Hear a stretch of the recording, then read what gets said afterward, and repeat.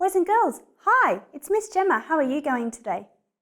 In today's lesson, we're going to talk about comprehension strategies, in particular, making connections. But first, let's remind ourselves, what is comprehension? Comprehension is the understanding and clarification of what is being read. To be able to correctly understand written text, you must be able to, first, decode what you have read. 2. Make connections between what you have read and what you already know. And 3. Think deeply about what you have read. Let's take a closer look at the comprehension strategy, making connections. Making connections. So what is making connections? When we make connections, you access your individual background knowledge to connect with a text.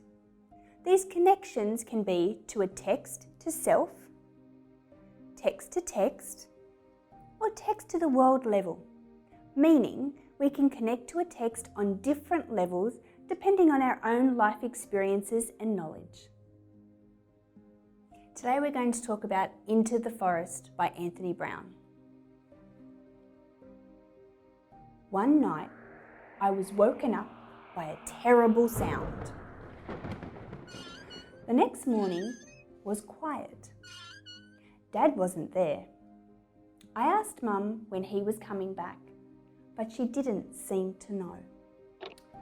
I missed Dad.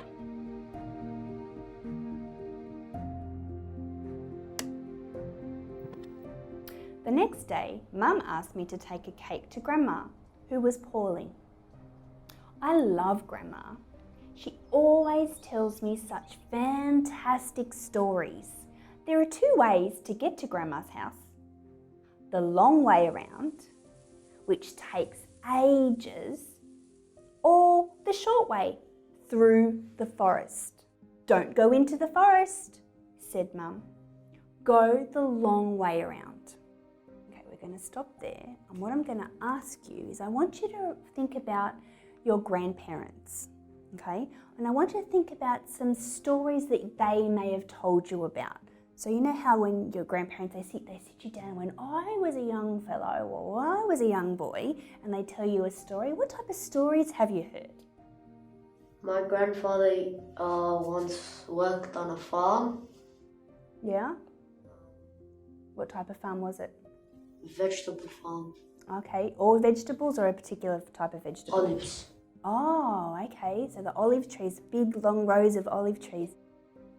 My grandfather told me that he used to work in the Kellogg's cereal factory. Kellogg's, as in cornflakes? He made cornflakes? What about Fruit Loops?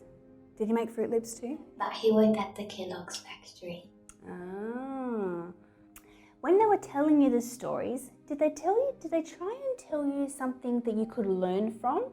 So when they told you a story, or they may have told you about a situation that they were in, and there was like a lesson to be learned, have they told you any of those type stories?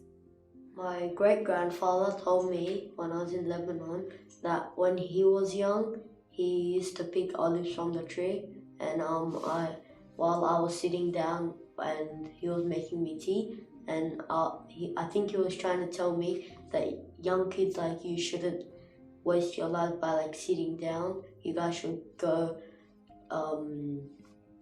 play outside. Yeah, so be more active? Yeah.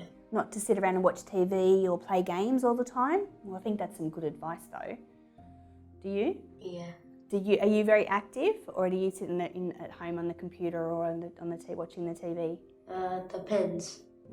Depends on what? Like if it's a nice day, I'll go outside. Oh, well, that's good.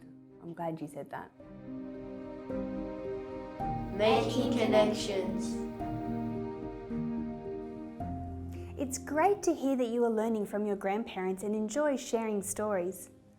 Now that you have done some work with the strategy of making connections, your next lesson could be to learn more about the noun groups that help us to understand our writing better. Keep reading, and I will see you in our next lesson.